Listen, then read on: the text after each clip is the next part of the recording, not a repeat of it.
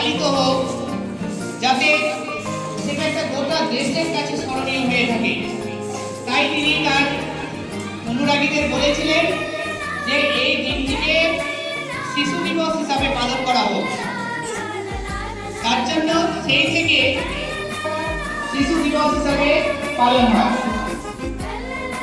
দেখো শিশু, তোমরা আজকে জানি এখানে তোমাদেরকে আমরা জোর করে দাঁড় করিয়ে রাখছি যে সোজা হয়ে দাঁড়াও, এটা করবে না, এটা বলবে না। কিন্তু আমরা জানি শিশুদের জন্য কোনো সীমা নয়, ওদেরকে একটা বদ্ধ গণ্ডির মধ্যে আটকে রাখা অসম্ভব। আমরা তো জানি, কারণ একটা শিশু সে যখনই ফাঁকা পাবে সে কিন্তু বেরিয়ে ছুটবে, সে কিন্তু দৌড়াতে পারে। তারা আমাদের মতো মানে কি বলবো, আমরা বয়সের ভারে আমরা যখন আস্তে আস্তে নিজেকে নোয়াতে হয়, তোমরা কিন্তু নোয়াতে পারবে না। কারণ তোমাদের মধ্যে একটা আবেগ আছে, প্যাশন আছে, সেখানে তোমাদেরকে ছুটতে হবে, দৌড়াতে হবে।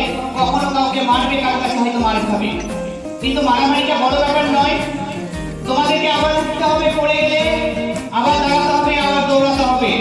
কারণ এই এগিয়ে চলা, এই ছুটে চলা, এটাই হচ্ছে আমাদের জীবন। আমরা যদি থেমে যাই, সেটা কিন্তু আমাদের জীবন থেমে যাওয়ার মতো। তাই আমাদেরকে এগিয়ে যেতে হবে, তোমাদেরকেও এগিয়ে যেতে হবে, তোমাদেরকে দৌড়াতে হবে। আমরা তো থেমে চলবো, কারণ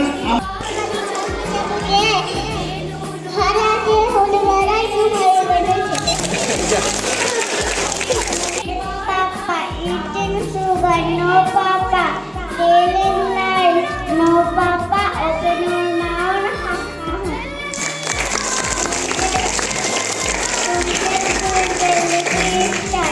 How I wonder what you want.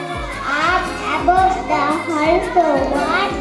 Like a diamond in the sky. ABC, tumble down the cat in the cupboard and can sing.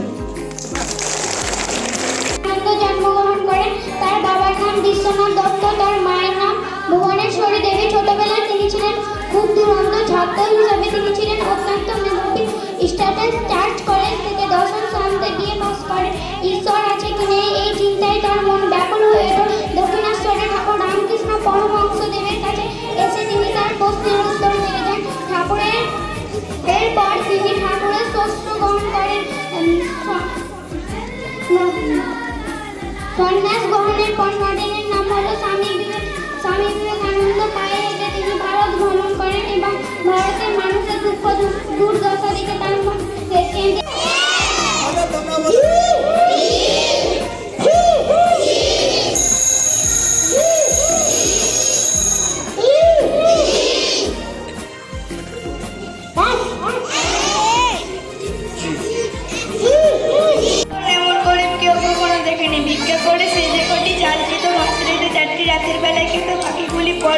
সকালের জন্য জল দিয়ে রাখতো। সব দিন পান্তা ভাত খেতে বলে তার নাম ছিল পান্তা বুড়ি। একবার সেই গায়ে এক চোর এসে উপস্থিত। বুড়ি পান্তা সন্ধান পেয়ে সে রোজ রোজ তা খেতে লাগলো।